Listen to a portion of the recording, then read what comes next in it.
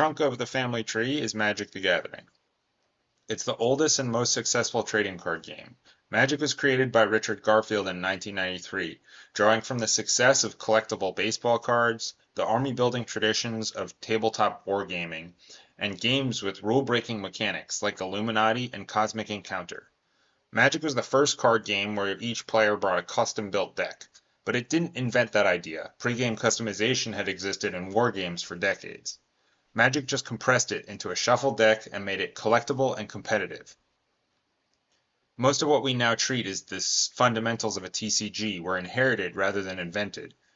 Garfield's one genuinely original contribution was the land-based mana system, which carried over from his earlier game, Five Magics.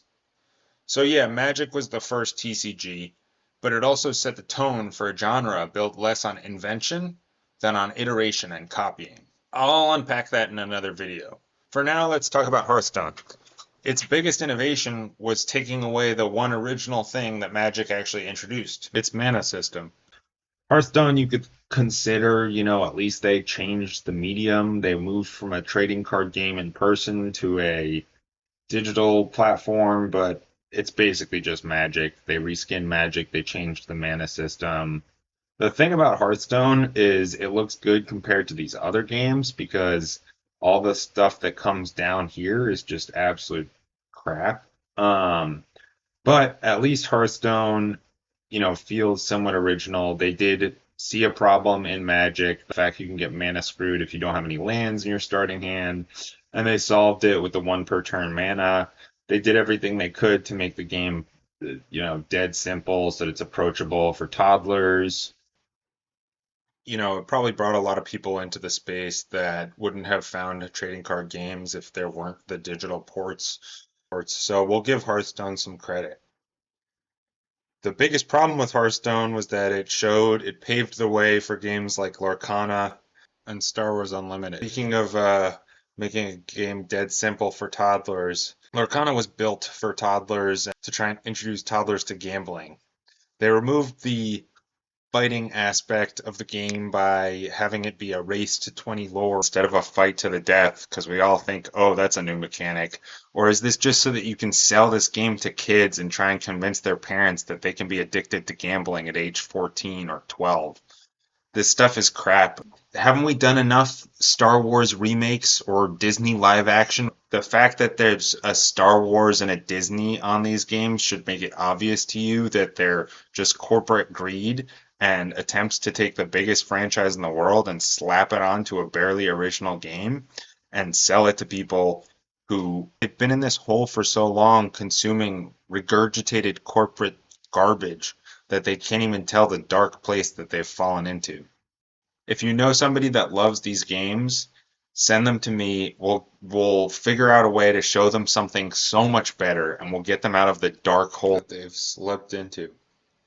So yeah, both of these games are using what one might call modern lands, which means you can play any card from hand face down in order to create a land, and then that will generate one mana per turn. It does solve the problem of mana screw, but it's basically just a port from Hearthstone's solution to physical, and kind of oversimplifies the open deck building that Magic's different colored lands enables.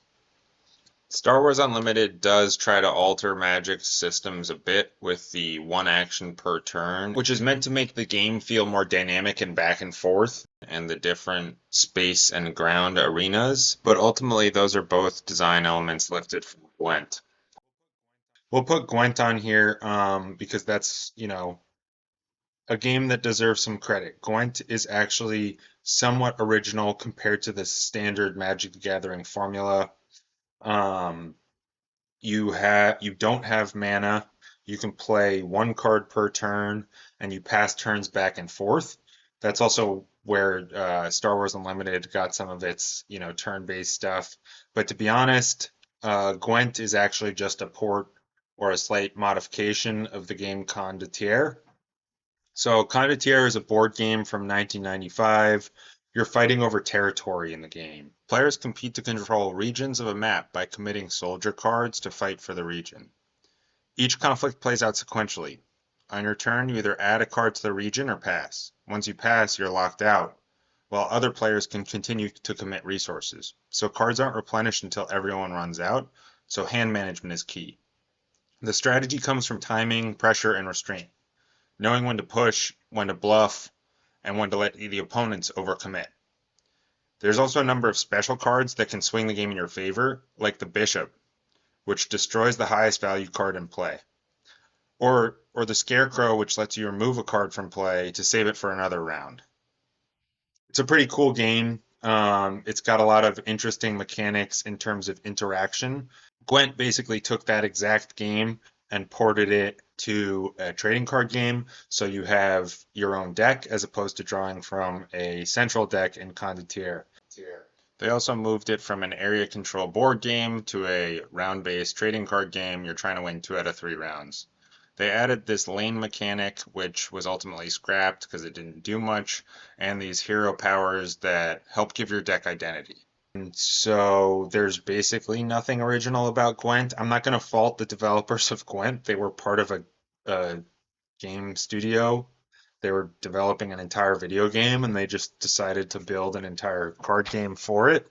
Um, and they actually went outside of the trading card game inbreeding tree and got some mechanics from another board game. So yeah, they absolutely deserve some credit. Gwent is a pretty cool game. There's a lot of good interactivity, and it brings some new ideas from outside of the trading card game space. Without it, everything would just be a Magic clone. And yeah, Gwent inspired other games like Snap.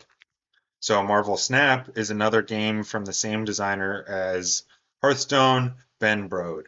Marvel Snap took the game of Gwent and basically just did what Hearthstone did for Magic, Marvel Snap does for Gwent. It made the game more easy and more accessible. Instead of playing for 2 out of 3 rounds, you're playing for 2 out of 3 territories. So the whole game happens at once. It also introduces or reintroduces the mana system. It's the exact same as Hearthstone. And what that mana does is it helps players think about their turns. If you have 5 mana, you got to figure out how to spend that 5 mana. It makes it pretty easy to signpost to players what they want to do. And so Marvel Snap again adds that accessibility. It speeds up the game with simultaneous turns and competing over territories rather than being round based, and generally does what Ben Brode does best, which is increase the accessibility of these card games and make them more fun for new players. It's just too bad that these other games are copying them and slapping on their IP. Marvel Snap is a Marvel game, so maybe we should dock him some points. But there is a fair bit of design innovation in Marvel Snap. They also introduced the doubling cube from Backgammon, which allows you to bet on the games and increase the wager over the course of a game. It's certainly an interesting addition, something that when I was designing my game, Overdrive, I wanted to take some inspiration from that, and so I've got elements. And then now that we've got this picture here, I guess I can mention that so Star Wars Unlimited takes the same territory control from Snap and takes the same 1 action per round or 1 action per turn system from Gwent. I wish that they did a little bit more to innovate. Speaking of big franchises, speaking of IP, Riftbound is up there in terms of games that are just slapping an IP on something. They're doing a standard Riot thing, which is to take an existing game and barely change it and try to polish it. And by now we all know that that's what Riot does. They do it shamelessly. I don't hate that they've entered the trading cards space. I think that their esports pedigree is going to help them bring some of the competitive nature of trading cards out, and that's going to be interesting. But the game itself is a little lackluster in terms of where it's pulling its inspiration from. It's basically got the same area control, area battle element from Snap. It's also got a mana system, which it pulls straight from One Piece, but yeah, the mana system from Riftbound is One Piece's system, which is a slight modification of Hearthstone system. You get 2 mana per turn in One Piece, and they come from a separate deck called the Dawn deck. And what's interesting about that deck is it allows you to play around mana and manipulate it. You can have cards that will put mana back into the deck or give you extra mana. Riftbound deserves a little bit of credit from pulling from a variety of different sources. It's not like Gwent, which, pulled from outside of the trading card game inbreeding. It Riftbound is like the most inbred game that there is, but at least it's borrowing One Piece's mana system, Marvel Snap's territory control, Magic, a lot of stuff from Magic. It's not like Lorcana, which is basically just yoinking everything from Hearthstone or Magic. It's certainly going to be interesting to see how Riftbound evolves. The game's pretty much brand new right now, so there's definitely room to grow. What about Pokemon? Pokemon is a super unique game. All this copycatting doesn't apply in Pokemon. The mechanics are even more original than Magic. We'll talk about Pokemon. Pokemon goes up here. It came about after Magic, but only a couple years. And its systems are original. But that's because they're translating the design tropes from JRPGs into cards. The trading card game is basically just a port of the red and green games from a year or two before.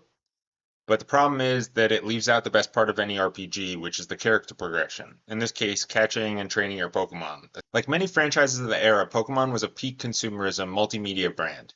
The card game was designed to support the TV show. The TV show was designed to support the games. The games were designed to support the merchandise. It was all part of the ecosystem. Collectability was the core goal, and gameplay was just a secondary concern.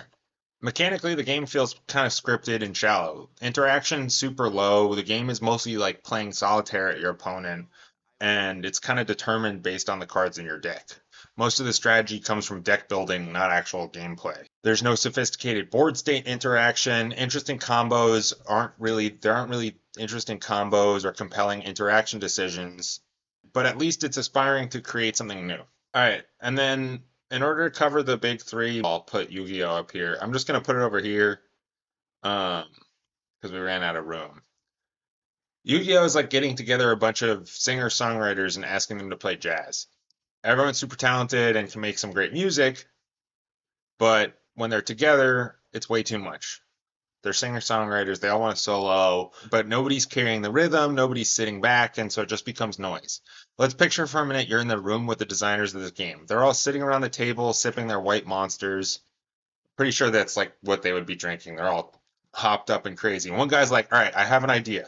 What if instead of doing 5 damage, it does 5,000 damage? And they're all like, hell yeah, high five, and nobody asks why. Because in Yu-Gi-Oh! Design, nobody ever asks why. There's like 12 ways to summon things. None of them replace the old ones, they just keep stacking.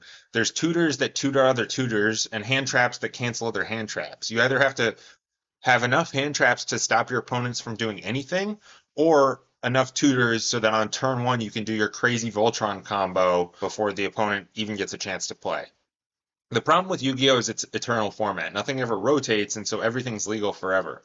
Which means if they don't power creep, the game freezes. One good deck becomes the only good deck forever. So the way to sell new cards is make them stronger and more powerful. They say jazz is not about the notes you play, it's about the notes you don't. Yu-Gi-Oh! Designers could learn a thing or two from jazz. And also, like, Bandai probably could learn a thing or two from jazz. All right, Bandai's like, we'll slap all these up here. Their mentality is just flood the market. New games, new IP, new mechanics, but no discipline, no pruning. They just throw everything at the wall and sees what sticks. It's tough to be a consumer and want to spend hundreds of dollars on this new game. Oh yeah, don't you like the insert X franchise here? There's like an 80% chance your game's going to die in a couple years, and we'll be on to the next. And your cards are going to be basically useless. But hey, you never know. Maybe it'll be one of the ones that stick, and the cards will become increasingly more valuable. They're early cards. So, I mean, it's like more TCG gambling. What Bandai should do is make all of their cards playable across all the different games. So Digimon, Union Arena, they've just got so much stuff. From all these games, I don't know. I guess the one thing is they're constantly coming up with new rules. It's like slight variations, but sometimes they can be somewhat original. One Piece does belong on here because it actually takes some elements from Pokemon. It's like about the only game that borrows design elements from Pokemon. The prize cards turned into life cards.